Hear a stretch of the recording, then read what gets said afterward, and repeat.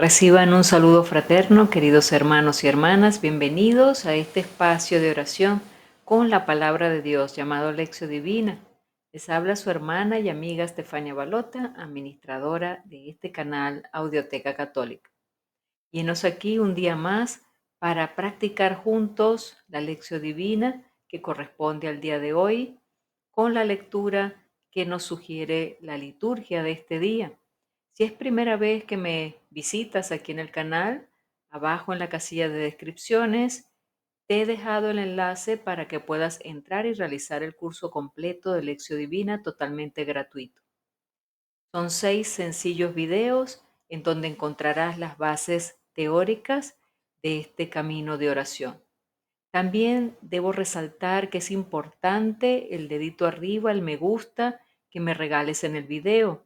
Es un apoyo importantísimo que no te cuesta nada, pero a mí me vale de mucho para poder así llegar a muchas más personas. La plataforma de YouTube, el algoritmo lo toma en cuenta para difundir a más personas este video.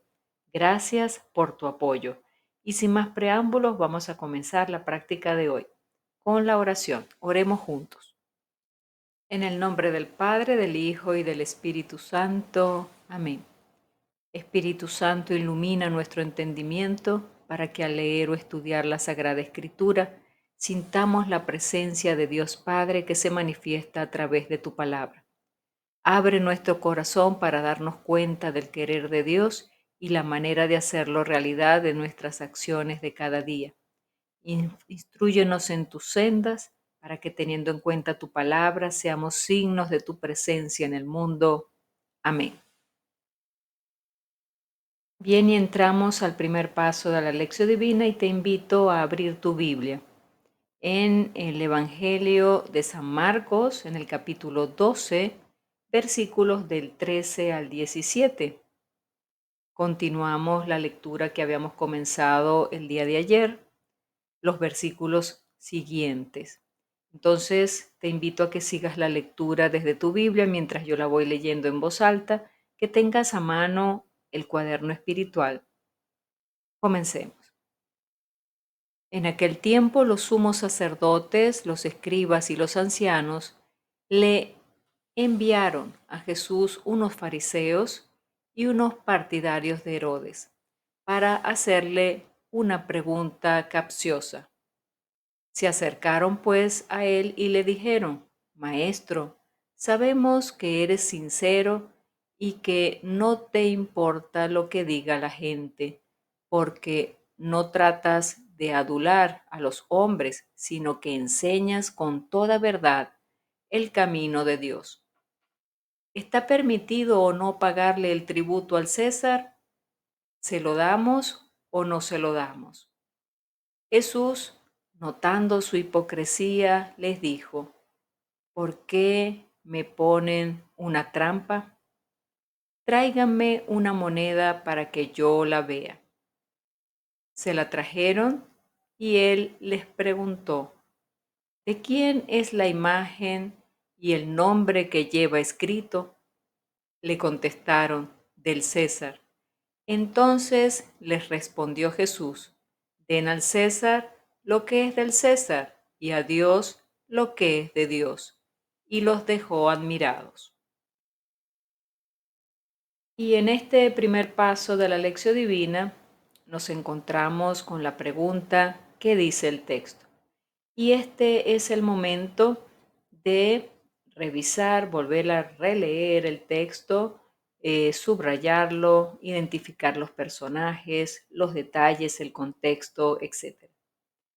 Yo lo hice previamente y por tanto te voy a compartir lo que he extraído de esta lectura de hoy, lo que he investigado, las concordancias y todos los detalles que he podido encontrar sobre esta lectura, para que vayas viendo cómo se realiza este paso. Entonces, vayamos a hacerlo. Bien, y voy a comenzar por hacer referencia que en el Evangelio de hoy continúa el enfrentamiento entre Jesús y las autoridades.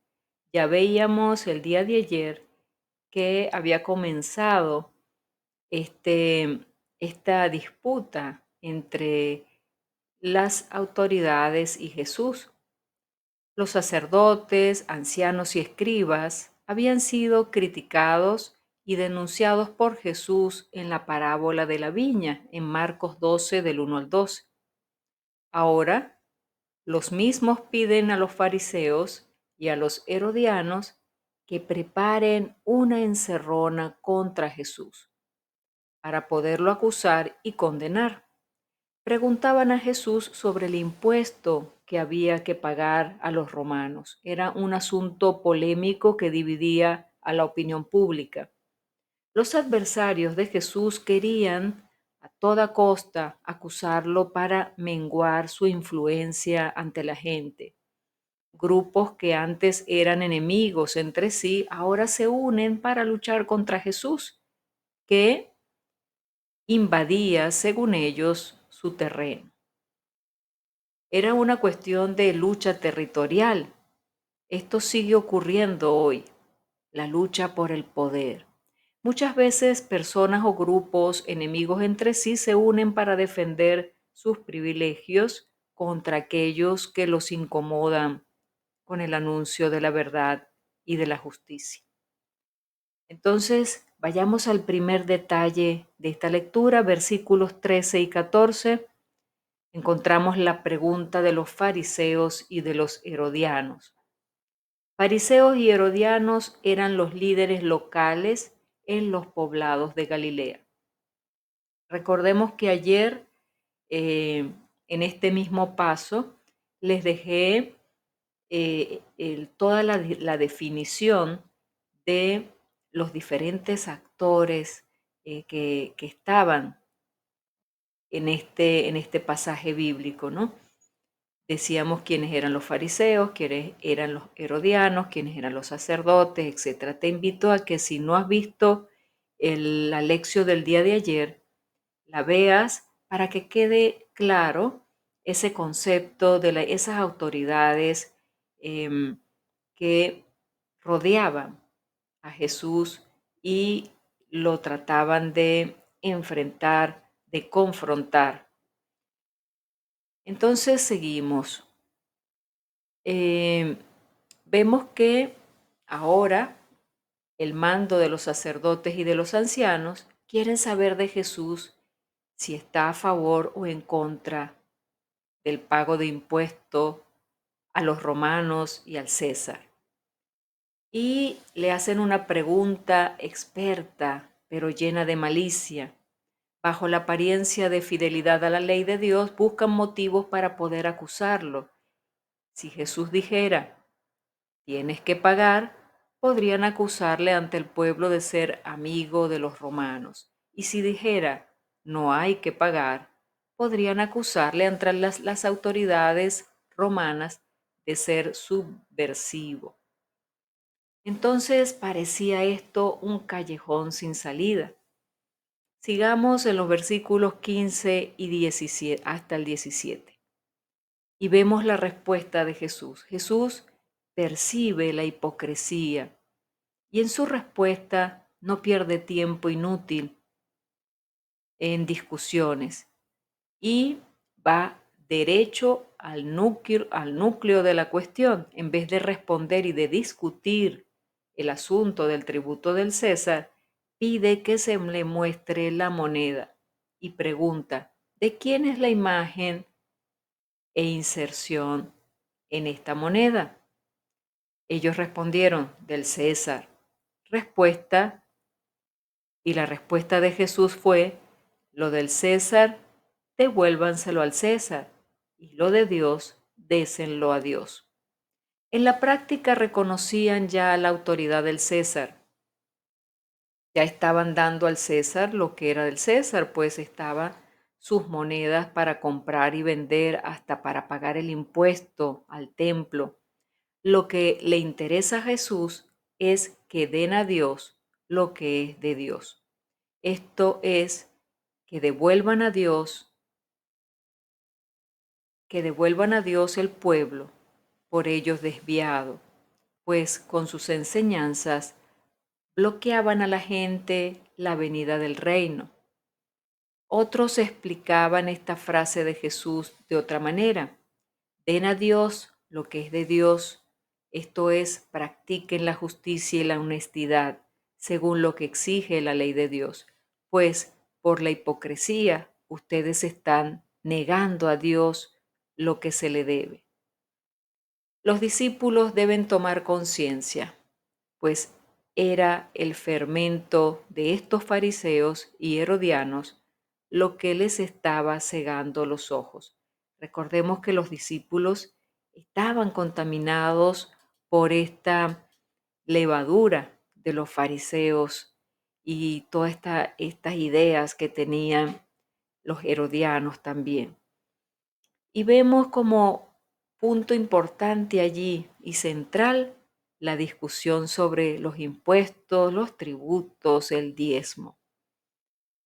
Veamos, en el tiempo de Jesús la gente de Palestina pagaba muchos impuestos. Esto es histórico, ¿ok? Tasas, tributos y diezmos a los romanos y al templo. El Imperio Romano invadió Palestina en el año 63 antes de Cristo y pasó a exigir muchos impuestos y tributos. Por los cálculos hechos se calcula que la mitad o más del sueldo familiar se iba a los impuestos, los tributos, las tasas y los diezmos. Los impuestos que los romanos exigían eran de dos tipos: impuestos directos e impuestos indirectos.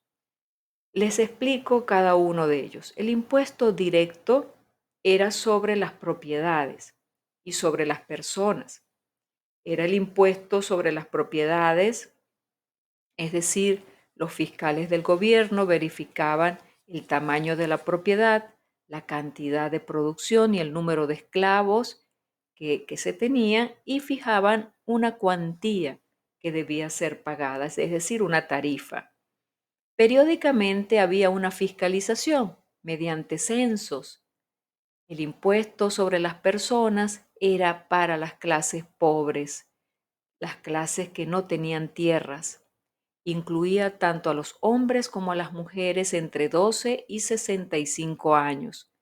Era sobre la fuerza del trabajo, 20% de la renta de cada persona era para el impuesto. Tremendo. El segundo aspecto, el impuesto indirecto, era sobre las transacciones variadas. Corona de oro. Originalmente era un regalo al emperador, pero se convirtió en un impuesto obligatorio.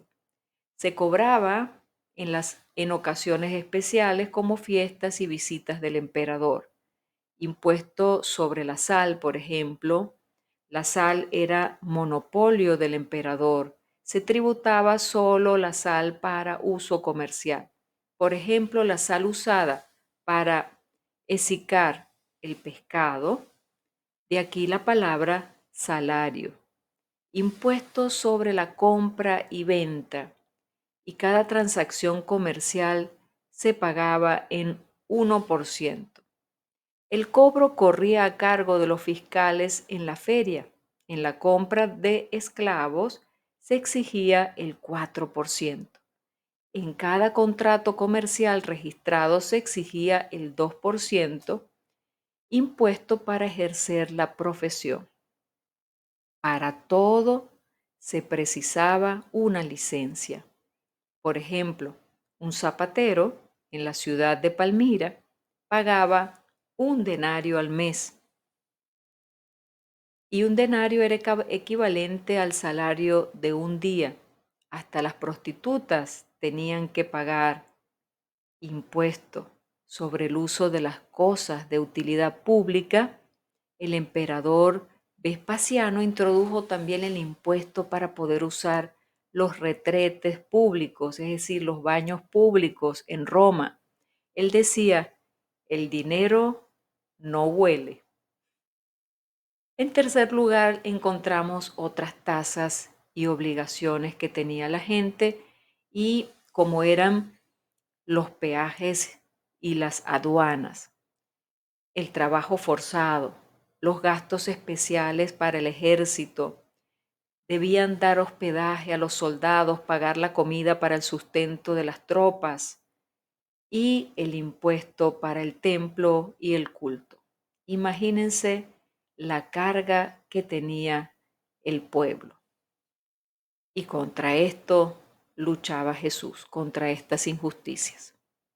Bien, y ahora entramos al segundo paso de la lección divina, que es la meditación. Nos encontramos con esta pregunta: ¿qué me dice a mí el texto?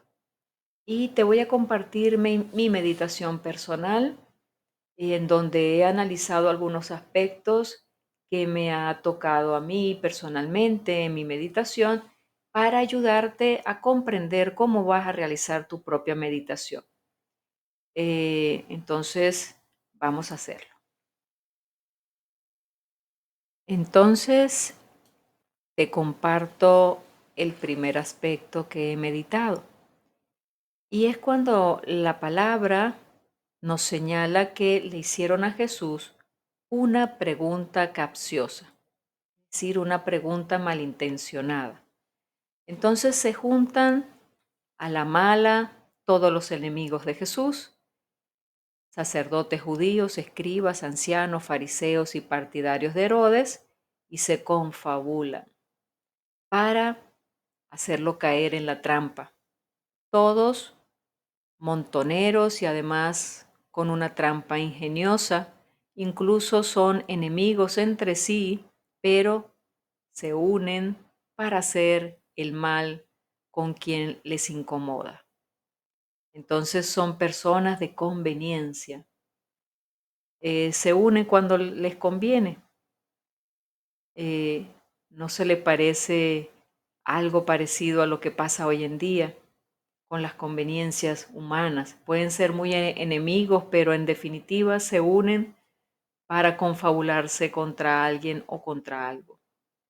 Entonces preguntémonos, ¿siento o he sentido en algún momento envidia por alguien? ¿He participado en conversaciones donde se despelleja al prójimo y no hay quien meta la mano para defenderlo? Es decir, en algún momento de mi vida me he visto en este papel de estos enemigos de Jesús, uniéndome con otras personas para confabularme y hacerlos caer en la trampa o hablar mal de ellos. Revisemos un poco nuestro proceder. A lo mejor en algún momento hemos pasado por, ese, por esa tentación y hemos caído, o probablemente estemos en ella. Segundo aspecto, no te importa lo que diga la gente. Jesús es el hombre más seguro, más digno, más maduro. Cuando se tiene clara una misión, como era el caso de Jesús, nada hay que te frene para realizarla. ¿No te ha pasado alguna vez? Cuando tienes claro la misión, hacia dónde vas, no hay nada que te detiene. Fíjense, a Jesús lo adulan todos sus enemigos diciéndole mil cualidades y mil cosas bonitas que admiran, y en realidad esas cualidades y esas formas de adularlo son un reflejo de la envidia. Envidia que tenían de él. Jesús no se exaspera, Jesús lo sabe, y él como divino maestro podría darle estos consejos que circulan por ahí. No te sientas ofendido. Jesús nos podría dar a todos nosotros ese consejo. No te sientas ofendido. Si alguien te quiere herir, observa el dolor que oculta. Si alguien te quiere mentir, observa el vacío que guarda en su corazón. Si alguien te quiere traicionar, observa la soledad que esa persona carga. Si alguien se burla de ti, observa los traumas que esa persona encierra. Si alguien te menosprecia, observa cuán grande es su miseria. Si alguien te envidia, observa su frustración interna. No te sientas ofendido u ofendida por los defectos ajenos. Trabaja por corregir los tuyos propios. Es decir, debemos trabajar por corregir nuestros propios defectos. Corrijámonos a nosotros lo más que podamos. Seamos amables, bondadosos con quien más lo necesita, porque sabemos que cuando recibimos un mal de aquella persona es porque hay una carencia en esa persona.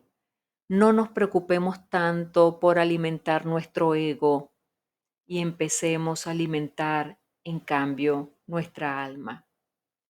¿Y de qué tenemos que alimentarla en primer lugar? Del amor de Dios para poder tener compasión de aquellas personas que aún no han salido de esas miserias que les atrapa y los llevan a cometer esos actos contra los demás. Tercer aspecto que he meditado: den al César lo que es del César y a Dios lo que es de Dios. Tremenda expresión la de Jesús. Pone las cosas en su santo lugar. Los judíos estaban hartos de tanto impuesto, como lo escuchamos en el anterior paso. Tenían impuestos para todo, hasta para ir al baño. La clase social más desprotegida seguramente se sentía ahogada y humillada por tantos impuestos. Es por eso por lo que pululaban los movimientos guerrilleros y revolucionarios. Era además una afrenta que en el país de la libertad que Dios había regalado a los judíos reinara una nueva esclavitud. Jesús ni es un sedicioso ni promueve la injusticia social. Si la moneda tenía la imagen del César, pertenece al César. Pero también el hombre tiene la imagen de Dios, por lo tanto, pertenece a Dios. Preguntémonos, ¿Dios tiene el lugar que le corresponde en nuestra vida, en tu vida, en mi vida? Preguntémonos, ¿le doy el justo lugar a Dios en mi vida? ¿Soy un ciudadano que aporto y me preocupo por el bien común? Por tanto, le doy a Dios lo que es de Dios y le doy a mi prójimo lo que le corresponde.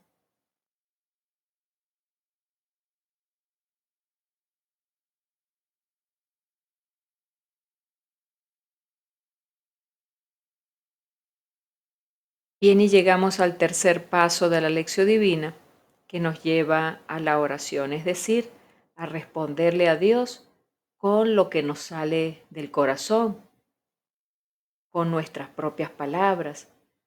Entonces, te invito a que te unas a mí a la oración que he compuesto y que posteriormente hagas la tuya propia y la anotes en el cuaderno espiritual, así como has estado anotando todos los detalles de la lectura de hoy. Entonces, oremos. Padre bueno, quita de mí toda falsedad, quita todo tipo de malos sentimientos de mi corazón, la envidia, los celos, las mentiras, las adulaciones y los respetos humanos. Que sepa darte a ti el primer lugar y como cristiano pueda ser cada vez mejor ciudadano. Te lo pido en nombre de Cristo Jesús. Amén. Bien, y ahora llegamos al cuarto paso de la lección divina, que nos invita a realizar nuestro propósito o nuestro compromiso, a llevar a la práctica, a la acción, lo que Jesús nos está pidiendo a través de este Evangelio. Por tanto, la pregunta es, ¿A qué me invita Jesús con este Evangelio de hoy?